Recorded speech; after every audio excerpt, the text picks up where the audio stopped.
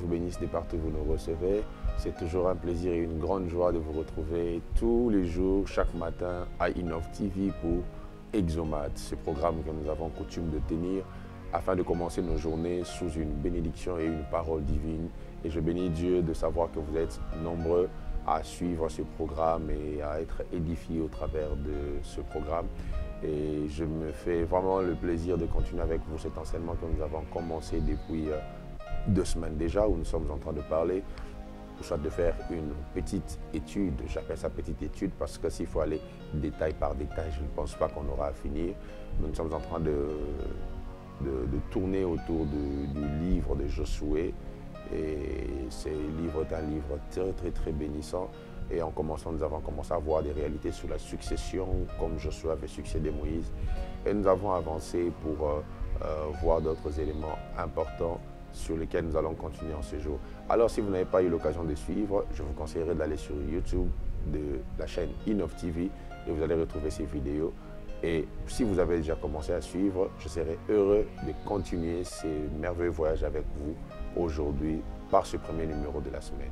Restez connectés et on se retrouve tout de suite. Alors, je vais vous inviter à lire avec moi la parole de Dieu dans Josué, bien évidemment, au chapitre 1er. Josué, chapitre 1, à partir du premier verset. La Bible déclare ceci.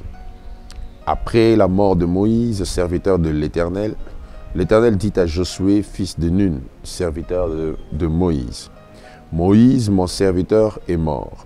Maintenant, lève-toi, passe ce Jourdain, toi et tout ce peuple, pour entrer dans le pays que je donne aux enfants d'Israël. Tout lieu que foulera la plante de votre pied, je vous le donne, comme je l'ai dit à Moïse. Vous aurez pour territoire depuis le désert et le Liban jusqu'au grand fleuve, le fleuve de l'Euphrate, tout le pays des Essiens et jusqu'à la grande mer vers le soleil couchant. Nul ne tiendra devant toi tant que tu vivras.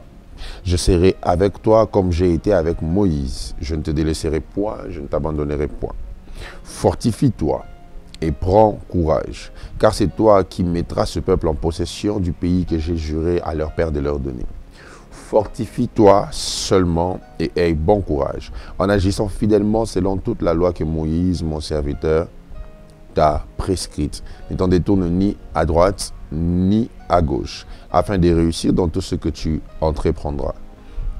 Que ce livre de la loi ne s'éloigne point de ta bouche, médite-le jour et nuit pour agir fidèlement selon tout ce qui y est écrit, car c'est alors que tu auras du succès dans tes entreprises, c'est alors que tu réussiras. Dieu est en train de parler à un homme qui devait succéder son leader ou son père, je dirais spirituel, Josué. Il devait succéder Moïse. Il s'est retrouvé dans une circonstance où le grand Moïse était mort et Josué, avec tout le peuple, ont pris le temps de faire le deuil de Moïse.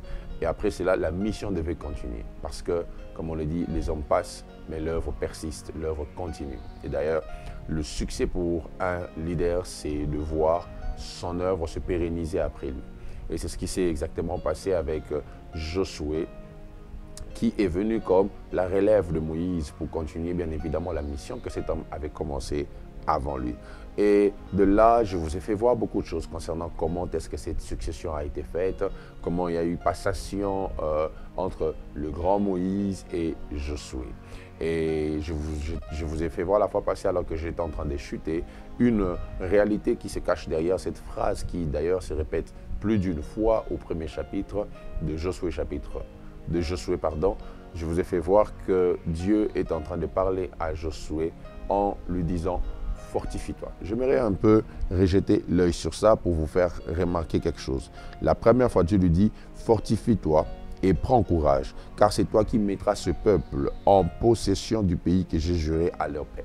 Donc la première fois où Dieu demande à Josué de se fortifier, il lui dit c'est parce que toi, tu as la mission de donner au peuple sa possession.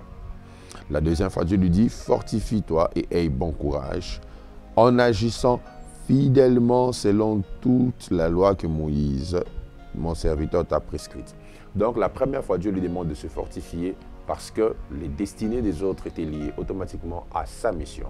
Et la seconde fois, Dieu lui demande de se fortifier en faisant une attention particulière sur les prescrits, les recommandations de Moïse. Donc, vous comprenez par là, il faut recevoir la force de la mission, mais aussi la force que donnent les lois qui conduisent à la réussite de la mission. Et c'est ce que Dieu est en train de faire voir à Josué. Le succès, ou soit la force dont tu as besoin, doit venir de quelque part. Et ça vient de quoi? Des prescrits de Moïse. Alors, c'est de là que j'ai commencé à vous faire voir pourquoi, dans un contexte comme celui-ci, Dieu qui garantit déjà Josué, qui sera avec lui, il dit, je serai avec toi, je ne t'abandonnerai point, je ne te délaisserai point. Donc, Josué avait une garantie totale de la présence de Dieu.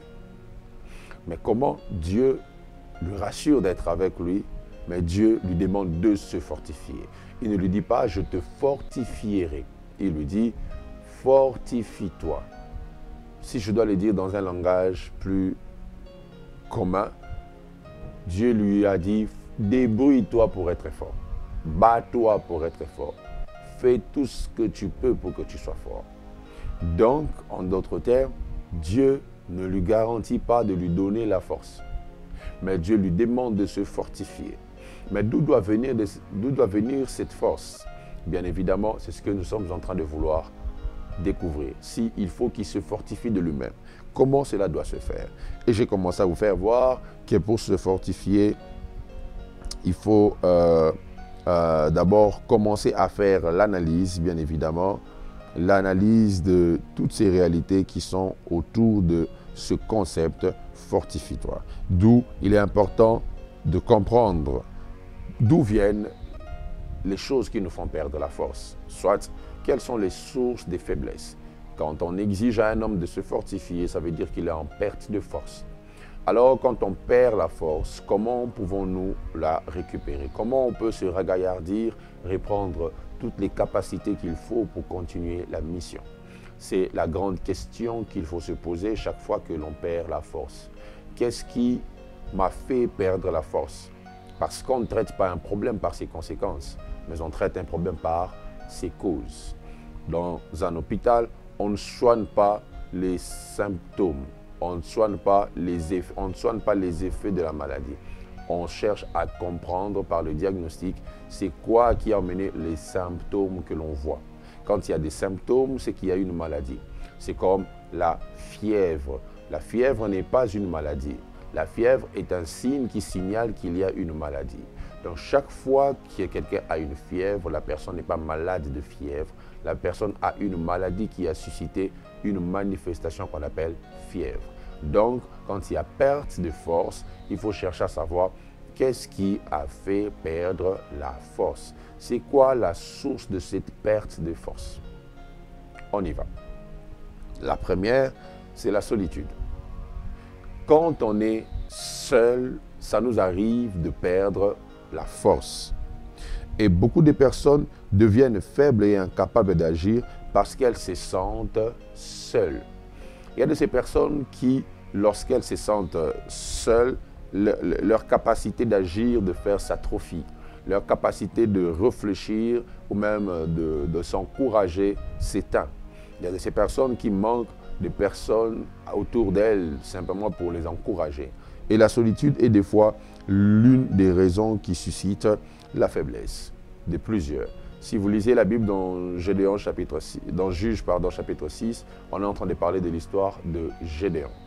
Gédéon qui était seul en train de battre du froment.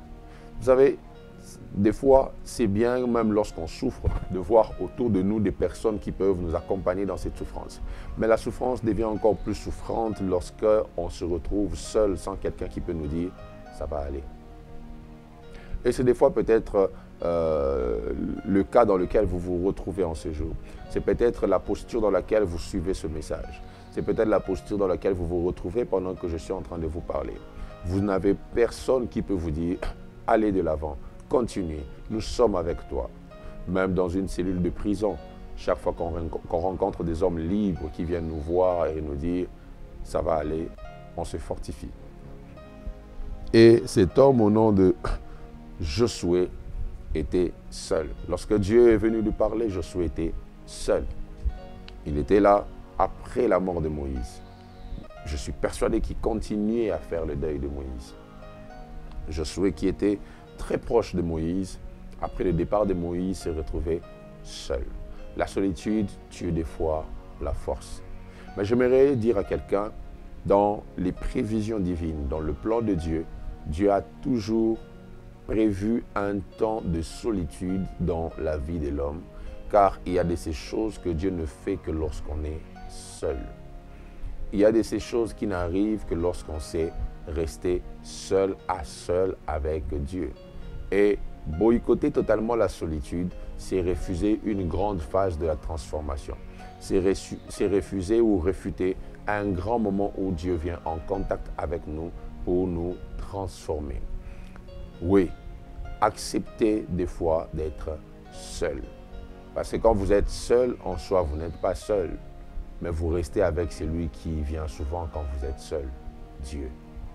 Il vient souvent pendant ce genre de temps pour vous dire ce qu'il ne peut pas vous dire quand les gens sont autour de vous.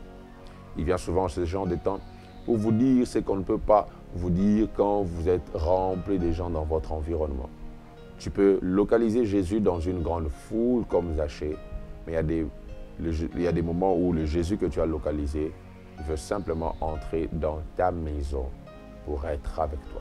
Apocalypse 3, 20 le dit, « Voici, je me tiens à la porte, je frappe. Si quelqu'un entend ma voix et qu'il ouvre, j'entrerai, je souperai avec lui. » C'est juste celui qui a entendu avec Dieu. Ce n'est pas question de tous ceux qui sont dans la pièce. C'est question de celui qui a entendu, qui ouvre, avec qui Dieu peut souper. La solitude nous emmène des fois à perdre la force. Et même le Seigneur Jésus a connu ces temps de solitude. Et c'est dans la solitude qu'on apprend à solliciter la présence de Dieu. Jésus était au jardin de Gethsémani, était seul. Pierre n'était pas là, Jean n'était pas là. Tous ses disciples qui le suivaient étaient restés et Jésus a voulu être seul. Et d'ailleurs, c'était de son habitude, quand vous lisez Marc chapitre 1er, à partir du verset 37, Jésus avait l'habitude de se mettre à l'écart pour prier. Et ce jour-là, Jésus est resté seul à Gethsémani, dans la solitude. Il a vu la pression de la croix. Il a vu la pression de ce qu'il devait faire pour le salut du monde. Et là, il a commencé à prier pour demander à Dieu même d'ôter cette coupe-là de lui. Des moments où nous sommes seuls. Ce sont des moments où on fait des prières qu'on ne peut pas faire devant les autres. Il était seul. Il était seul. Dieu vient souvent vers ceux qui se sentent seuls, ceux qui se sentent abandonnés. La solitude t'apprendra à apprécier et à garder jalousement la présence de Dieu. Dieu est le Dieu de ceux qui n'ont que Dieu. Dieu est le Dieu de ceux qui sont rejetés. Dieu est le Dieu de ceux qui sont abandonnés. Rappelez-vous, dans Jean chapitre 2, il y avait une fête à Cana, les noces de Cana. Et là, il y avait des vases qui avaient le vin.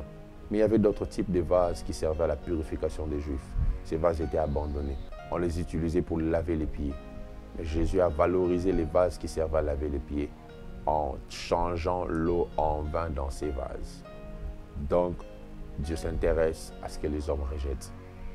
La solitude, c'est l'un des moments où Dieu vient s'intéresser à vous. La deuxième source des faiblesses, ce sont les défaites.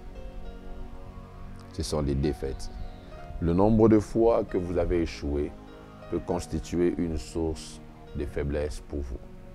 Le nombre de fois où vous échouez peut devenir comme une réalité qui vient s'imprégner dans votre esprit pour vous dire ou vous faire comprendre que vous n'êtes pas un candidat à la réussite.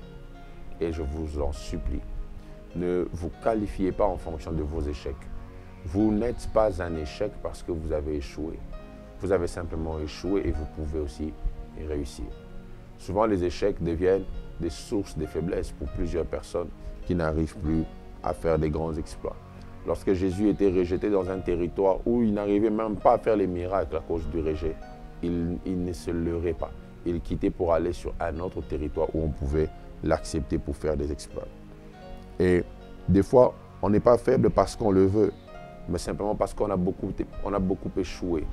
Et l'accumulation, ce cumul d'échecs nous emmène à avoir un état d'esprit rabaissé, un état d'esprit affaibli, un état d'esprit détérioré. C'est ce qui fait que des fois, tu es affaibli parce que tu as prié pour la même situation, la même maladie, mais ça ne change pas, ça ne finit pas. Des fois, tu as jeûné pour ce travail, 2 ans, 3 ans, 4 ans, 5 ans, rien n'arrive. J'ai toujours béni Dieu pour un témoignage qu'on a reçu l'an passé pendant qu'on était dans un programme de prière de 21 jours qu'on fait d'ailleurs chaque mois d'août et qu'on va bientôt commencer. Et dans ce programme de prière, on était en train de prier. Il y a un frère qui priait pour sa sœur qui avait fini les études depuis 2014 et qui n'avait jamais trouvé de travail. 10 ans après, pendant ce temps de prière-là, Dieu lui a donné un travail. Il est possible qu'après plusieurs échecs, que Dieu pense à vous et qu'il vous fasse du bien. L'échec n'est pas une fatalité, mes frères et sœurs. L'échec n'est pas une fatalité. Et plusieurs personnes s'arrêtent des fois à cause des échecs. Les blessures d'hier ne doivent pas te faire croire que toute la vie tu seras blessé. La mort de Moïse paraît être comme un échec, mais Dieu a permis que Moïse meure pour qu'un grand destin soit présenté au monde, le destin de Josué, qui devait faire entrer le peuple dans la terre promise. Et enfin, je finis par là, la troisième source de faiblesse, c'est la taille des défis. Il y a de ces personnes qui se sentent découragées rien qu'en voyant ce qu'elles doivent faire, rien qu'en voyant ce qu'elles doivent réaliser.